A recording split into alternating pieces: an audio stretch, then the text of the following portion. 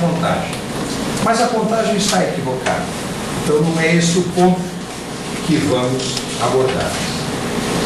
Na realidade, a denúncia vem por ter o Próspera nas datas de 16 de agosto contra o Juventus, 30 de agosto contra o Imbituba e 5 de nove contra o Concórdia, um determinado jogador do Futebol Clube do Porto recebe 3 cartões amarelos.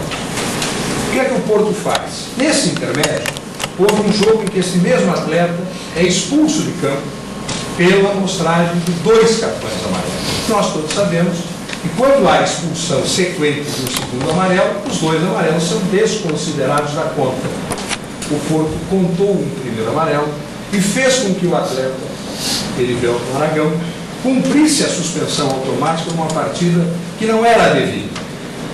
Não há compensação, efetivamente, a contagem estava errada e, na realidade, no dia 10 de setembro, contra o Próspera, ele não tinha condições de jogo.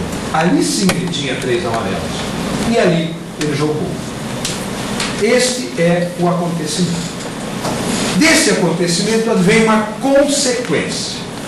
Qual é a consequência?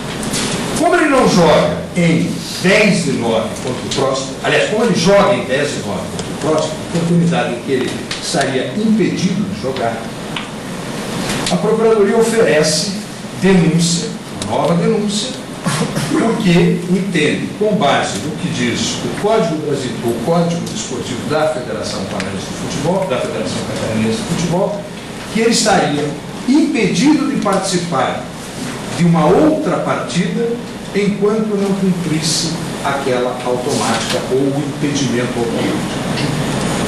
Pois bem, na denúncia da Procuradoria, como é que ela enquadra isso? A primeira delas com facilidade. E a segunda, ela vai aonde? Vai ao artigo 90, está escrito na denúncia, no artigo 90 do Código da Federação Paranaense de Futebol. E o que diz o artigo 90? O atleta profissional ou não profissional que for advertido com a exibição do cartão amarelo por 3 vezes ficará impedido automaticamente de participar da partida subsequente. O que é partida subsequente no futebol? É a partida que se segue. E qual é a partida subsequente? É a seguinte. E a partida subsequente se estende no tempo? Não. A partida subsequente é cláusula pétrea. É como missa de 7º dia. Tem dia para acontecer. Não se transfere.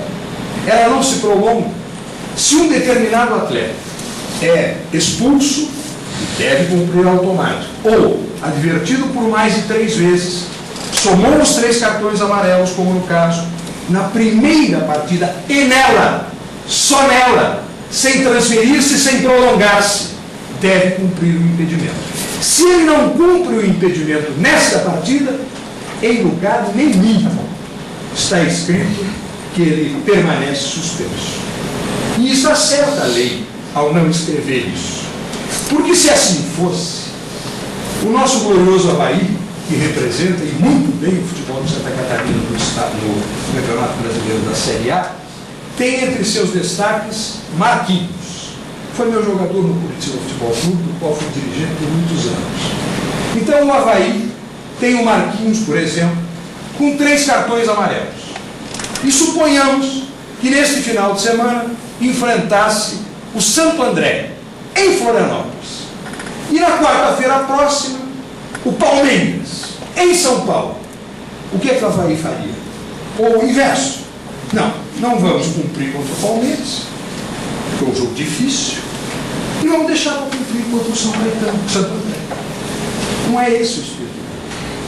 O dia do cumprimento, o termo está certo. Porque eu inverti o estudo. A ordem dos jogos, perdão. O que a lei diz? E a RDI 05 da CBF, com força legal, disciplina, ela está transcrita integralmente no recurso. Partida subsequente é aquela que se segue e nenhuma outra mais. A correção na denúncia há em relação a um dos cumprimentos, o cumprimento. Não há irregularidade na escalação depois dele. Se não fosse assim, não bastasse o exemplo, imaginemos outra situação. Um atleta recebe 3 amarelos e na partida subsequente deve cumprir a suspensão automática e não a cumpre. Se fosse, como está na denúncia, que não espelha o que diz o próprio Código da Federação Catarinense, enquanto ele não cumprisse, ele não poderia jogar. E se ele nunca cumprisse, ele não poderia mais jogar futebol? Nunca mais? Senhor presidente, o artigo 184 do CBJB fala em mais de uma ação ou omissão, pratica 2 ou mais infrações. Não houve 2 ou mais infrações. A Justiça Desportiva não consagra a infração continuada.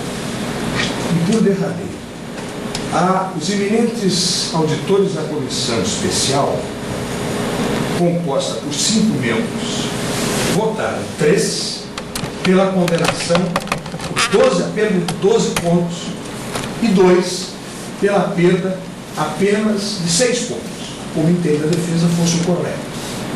Agora, excelências, mesmo os que condenaram erroneamente, apenaram pecuniariamente com R$1.000. Ora, se há 2 infrações ao 214, pela mínima pecuniária cada uma delas.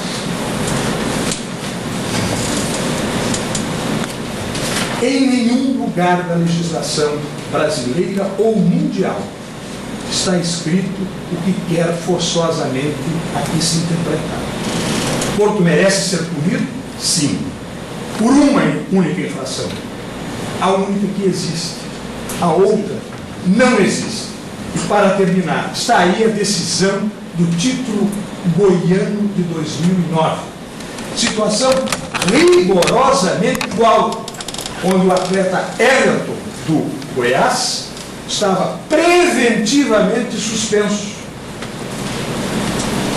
E houve uma confusão do Atlético Goianiense, entendendo que a suspensão preventiva eliminava a automática. Não, a automática teria sim que ser cumprida quando? Na primeira partida subsequente. Repito, é como missa de sério. Tem dia certo e não se transfere. Obrigado. Por favor, alguém apagou essas 2 luzes atrás aí? Faz um teste para tentar se... Não,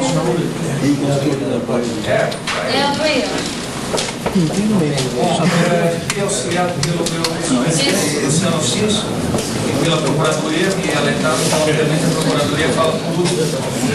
E eu concedo a palavra agora ao terceiro interessado para o processo.